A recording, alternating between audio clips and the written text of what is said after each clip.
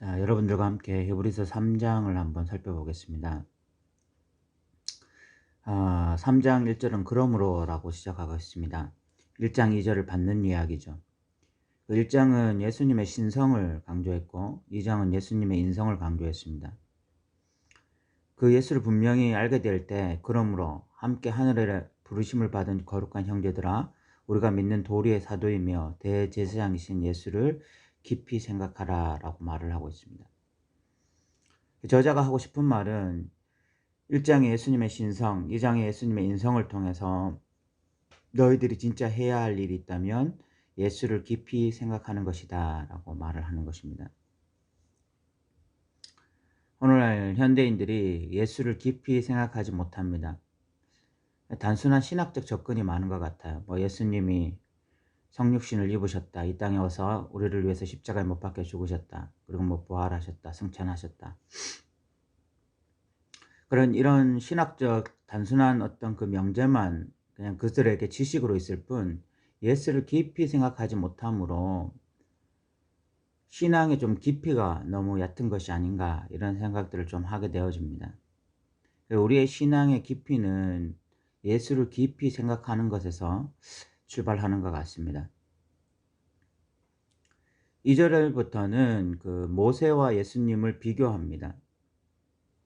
2절 3절은 모세의 긍정적인 부분을 이야기합니다. 모세는 충성스럽게 하나님의 집에 하나님의 뜻에 신실한 자였습니다. 그래서 2절에 보면 그는 자기를 세우신 이에게 신실하기를 모세가 하나님의 온 집에서 한 것과 같이 하였다. 모세가 신실한 만큼 예수님도 신실했다, 이렇게 이야기를 하고 있습니다. 모세의 긍정적인 부분이죠. 충성스러웠던 부분을 강조하는 것입니다.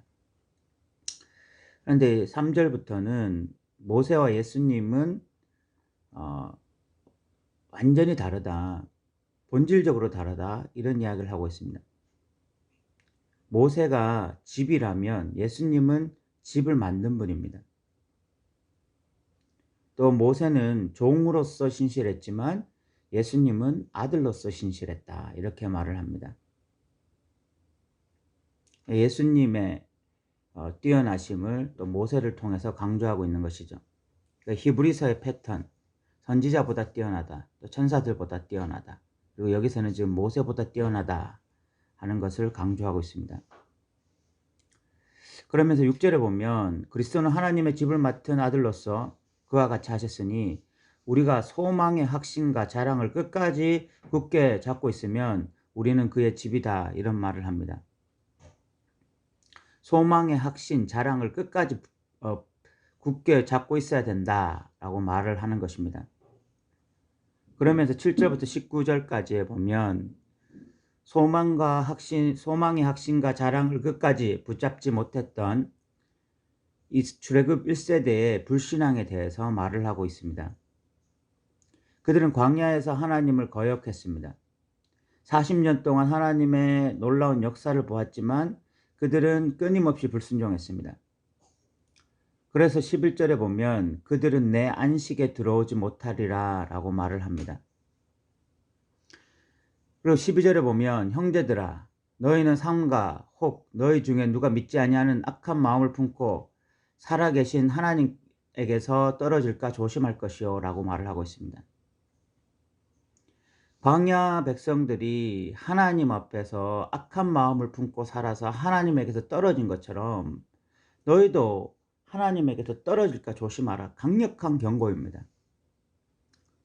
그래서 그것을 벗어날 수 있는 길은 13절에 보면 오늘이라 일컫는 동안에 매일 피차 권면하여 너희 중에 누구든지 죄의 유혹으로 완고하게 되지 않도록 하라 라고 말을 하고 있습니다. 성도들은 서로 끊임없이 권면해야 됩니다. 서로 세워줘야 됩니다. 그래서 누구 하나 낙오하지 아니하고 끝까지 신앙의 다름질을 할 수 있도록 해야 된다는 것입니다. 그러면서 14절에 이런 말씀이 있습니다. 우리가 시작할 때 확신한 것을 끝까지 견고히 잡고 있으면 그리스도와 함께 참여한 자가 되리라. 시작과 끝이 같아야 된다는 것입니다. 신앙은 출발선과 끝이 같아야 됩니다. 신앙은 출발선, 그리고 그 다름질하는 과정, 그리고 그 끝이 다 같아야 됩니다. 그래야 참여하는 자가 됩니다. 이 부분에 많은 오해가 있습니다. 예수 믿었습니다. 믿습니다. 그냥 그걸로 모든 것이 끝난다라고 생각하는 그리스도인이 너무 많아요. 이것은 구원파적인 것입니다. 구원파가 이렇게 하는 것입니다. 진짜 그리스도인들은 시작점이 있으면 시작점에서 그 목표를 향하여 다름질하는 그 다름질이 있고, 그 다음에 마지막 결승점이 있는 것입니다. 시작이 있으면 끝도 있는 것입니다. 그 과정도 있는 것입니다. 이 모든 것의 통합이 결국은 우리를 구원에 이끄는 것입니다. 구원에 참여하는 자가 되게 하는 것입니다. 그런데 시작은 있는데 중간에 끊임없이 하나님 앞에서 완고하고 고집스럽게 하고 불평하고 불순종할 때 그 결과가 뭡니까? 19절에 보건대 이러보건대 그들이 믿지 않으므로 능히 들어가지 못한 것이라. 결국은 믿음 없음으로 판명나고 결국은 구원받지 못하는 상태가 된다라고 말을 하고 있습니다. 성경은 일관되다고 생각합니다. 갈라디아서도 마찬가지고 히브리서도 마찬가지입니다. 마태복음도 마찬가지입니다. 사도 바울은 이렇게 말을 했습니다. 내가 다른 사람들은 구원받게 하고 내 스스로가 구원에서 떨어질까 내가 조심스럽다, 두렵다, 이런 말을 했습니다.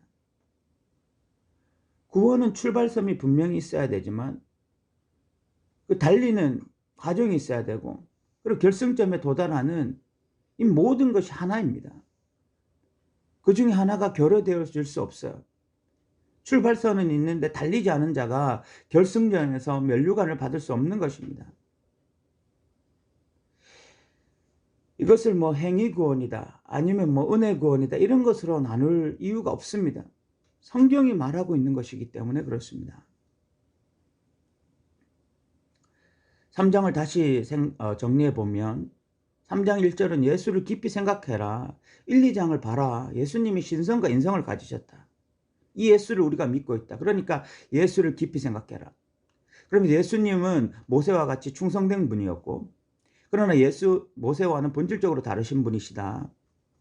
모세가 집이라면 예수님은 집을 만드신 분이고, 모세가 종으로서 충성했다면 예수님은 아들로서 충성했다. 그런데 모세 시대에 어쨌든 모세는 뛰어난 하나님의 종이고 신실하게 하나님의 백성들을 이끌려고 했지만, 광야 시대 그 출애굽 1세대는 소망의 확신과 자랑을 끝까지 붙잡지 못하고, 출발선은 있었지만 광야에서 끊임없이 하나님 앞에 원망하고 불평해서 결국은 안식에 들어가지 못했다.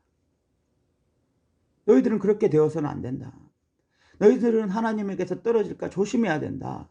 그래서 출발선이 있지만 출발선에서 끊임없이 다름질해야 되고 결국은 결승점에 도달해야 된다. 이 지금 부탁을 하고 있는 것이 3장입니다. 3장은 히브리 저자에 강력한 경고가 들어가 있습니다. 하나님에게서 떨어질 수 있다. 안식에 들어오지 못할 수 있다. 강력하게 경고하고 있습니다. 이것은 경고를 통해서 성도들에게 두려운 마음을 주고자 하는 것이 아니라 성도들에게 진짜 구원을 받게 하기 위해서 목회자로서 지금 구원에서 떨어지려고 하는 자들을 향한 강력한 경고인 것입니다. 오늘날 이 복음이 우리에게 너무 필요해요. 믿습니까? 믿습니다. 그럼 구원받았습니다. 너무 쉽게 말해주는 구원의 이야기가 아니라 구원의 출발점이 있다면 구원의 다름질이 있고, 그래서 결승전에 온전히 도착하는 이 구원의 전 과정을 말해주는 것이 필요한 것입니다. 값싼 구원, 값싼 은혜가 되지 않기 위해서 우리는 이것을 분명하게 말해야 되는 것입니다.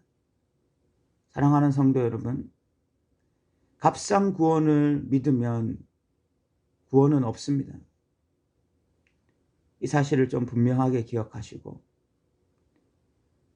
소망의 자랑을 끝까지, 소망의 확신 그리고 자랑을 끝까지 굳게 붙잡고 하나님으로부터 떨어지지 아니하고 오늘이라 일컫는 동안에 서로 피차 권면함으로써 믿음으로 승리하는 저와 여러분 되시기 바랍니다.